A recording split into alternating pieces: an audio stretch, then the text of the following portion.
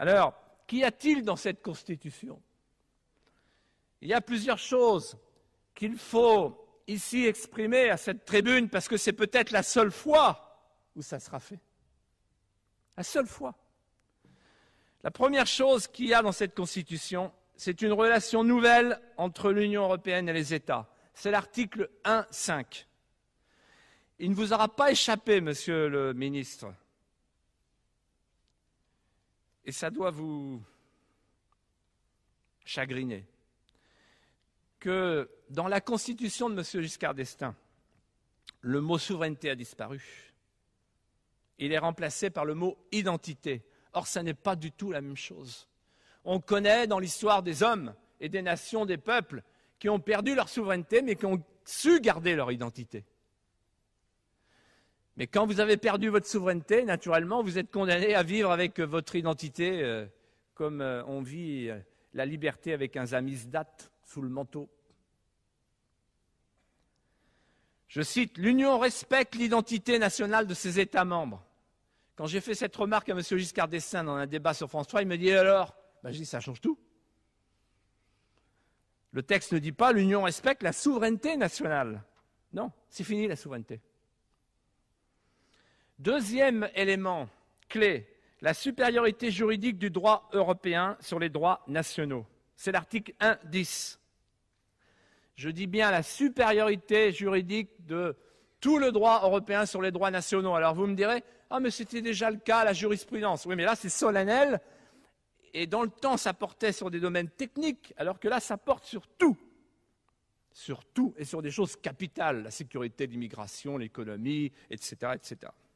Avec une Cour de justice qui devient de facto la Cour constitutionnelle de l'Union européenne. Et puis il y a la panoplie sémantique à laquelle, monsieur le ministre, vous devez être sensible quand même.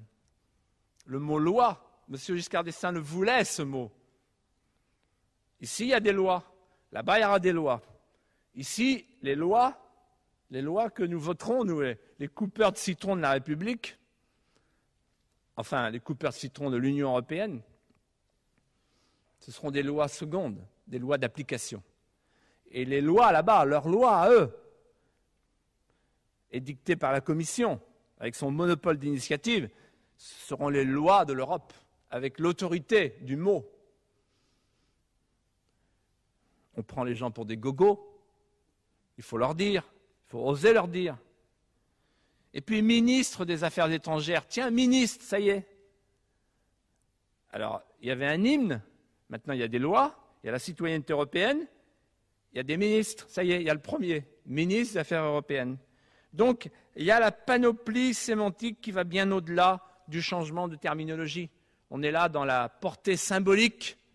Les hommes politiques savent très bien ce que c'est, la portée symbolique des mots.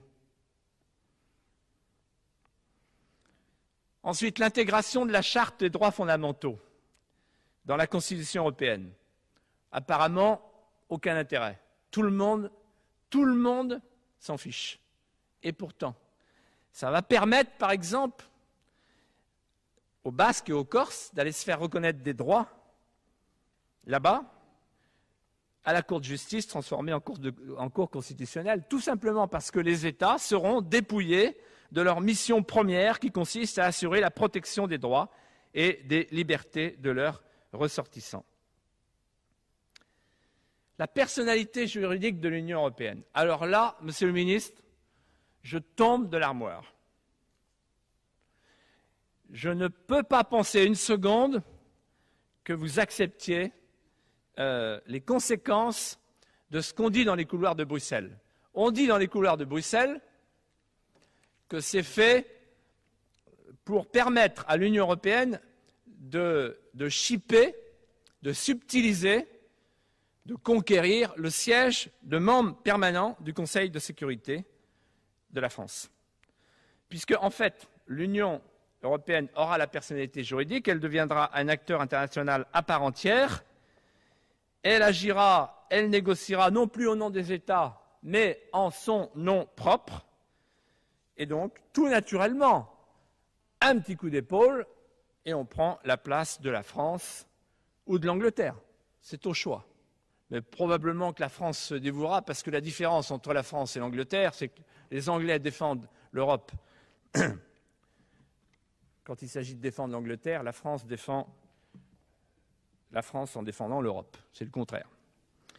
Généralisation aussi des décisions à la majorité qualifiée. Alors là, j'ai entendu tout à l'heure des orateurs s'exprimer en disant « c'est génial, c'est formidable, on va multiplier les décisions à la majorité qualifiée ».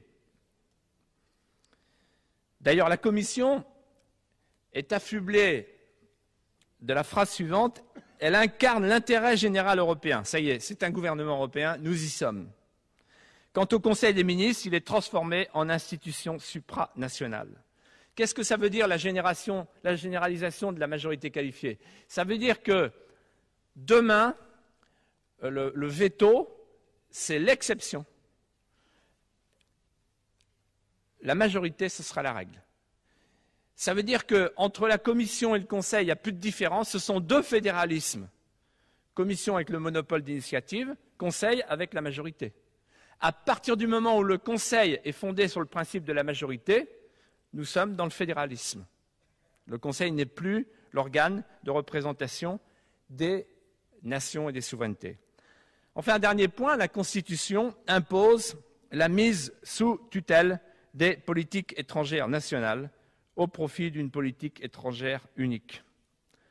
Monsieur le ministre des Affaires étrangères, cette politique étrangère unique, soit elle ne se fera pas, ce que sans doute vous pensez au fond de vous-même. Dans ce cas-là, il n'y a pas trop de dégâts. On n'a pas froissé nos partenaires, notamment votre collègue Joschka Fischer, qui a envie d'être ministre à votre place, au niveau de l'Europe. Soit ça se fera. Vous prenez un sacré risque. Parce que si ça se fait, cette politique étrangère unique, elle sera atlantique, c'est-à-dire américaine. L'affaire irakienne devrait pourtant nous alerter. Pendant qu'à New York, la France brandissait son droit de veto, il y avait à Paris des Français pour la presser d'y renoncer. Comment peuvent-ils vouloir à New York une France aux mains libres et à Bruxelles une France aux mains liées? C'est vous dont je parle à New York. Vous, talentueux et courageux, face à l'Amérique. C'est M. Giscard d'Estaing dont je parle, à Paris, à Bruxelles et à Strasbourg. France aux mains libres, France aux mains liées. Comment peut-on se satisfaire de notre veto pour le monde et l'abolir pour l'Europe? Alors cette exception d'irrecevabilité se double d'une question préalable que je vous soumettrai cette nuit. Comment peut-on débattre de l'élargissement si on ne pose pas préalablement la question du contenu du projet de constitution? Les deux nous sont en permanence présentés comme indissociables. La stratégie d'adoption de ces textes est pour le moins curieuse. Pour les pays candidats, elle conduit en effet à les faire entrer dans une union dont on leur demandera aussitôt après de modifier complètement la philosophie des institutions. Les peuples de l'Est vont entrer dans une union semi-fédérale et 9 jours après leur entrée, on leur demandera d'accepter une modification radicale des institutions sur la base desquelles ils ont procédé à des référendums et donné leur accord. Pour les peuples des pays déjà membres, la procédure est tout aussi étrange. On leur demande de faire les yeux bandés le saut de l'élargissement, sans leur dire quels changements institutionnels en seront demain la conséquence. C'est pourquoi, en tant que parlementaire français, je pense qu'il serait honnête de demander au gouvernement de s'adresser lui-même au Parlement pour savoir quels principes institutionnels nouveaux le Parlement est prêt à accepter, puisqu'il va tout perdre. Autant demander aux condamnés de choisir le bandeau. Parallèlement à l'élargissement, il est à la Constitution. Ce grand élargissement, je le dis en croisant le regard de M. Lequillier, car nous avons un bon souvenir ensemble. Notre première visite en Pologne, nous avions rencontré ensemble Lech Walesa. Ce grand élargissement, c'est une occasion historique gâchée, et c'est grave. Car nous sommes nombreux, effectivement, à avoir attendu le moment où l'Europe, réunie après 45 ans de séparation artificielle, due au communisme, allait pouvoir de nouveau respirer avec ses deux poumons. Notre joie devrait donc aujourd'hui être sans mélange. Et pourtant, c'est une impression de malaise qui prédomine. Le sentiment que nous avons raté un rendez-vous historique et que cet élargissement différé n'est pas l'union que nous avions espérée au lendemain de la libération des peuples d'Europe centrale et orientale. Que s'est-il donc passé?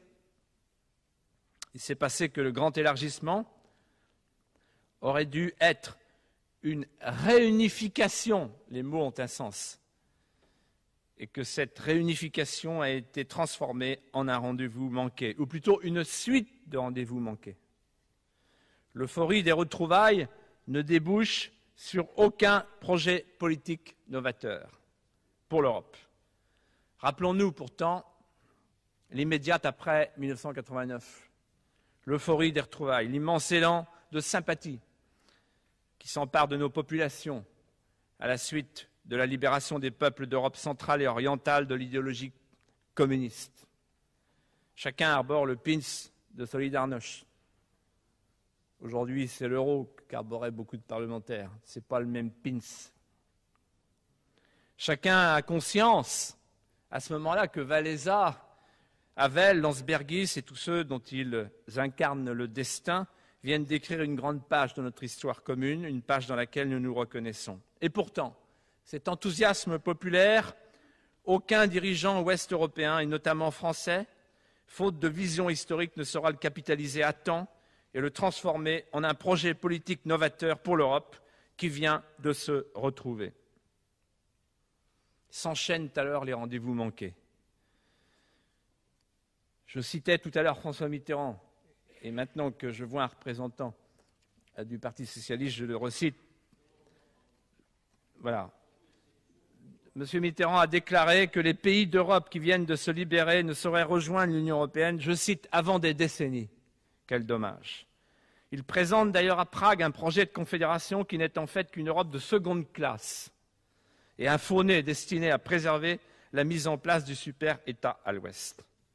En 1992 encore, la commission institutionnelle du Parlement européen, au lieu du supranationalisme s'il en est, écrivait dans un rapport, je cite, « Il n'est ni possible ni nécessaire que tous les États qui sont européens se rassemblent dans l'avenir en une union. » Donc, pas de réorientation de la construction européenne permettant un accueil immédiat des pays de l'Europe centrale et orientale au sein d'une grande confédération politique européenne.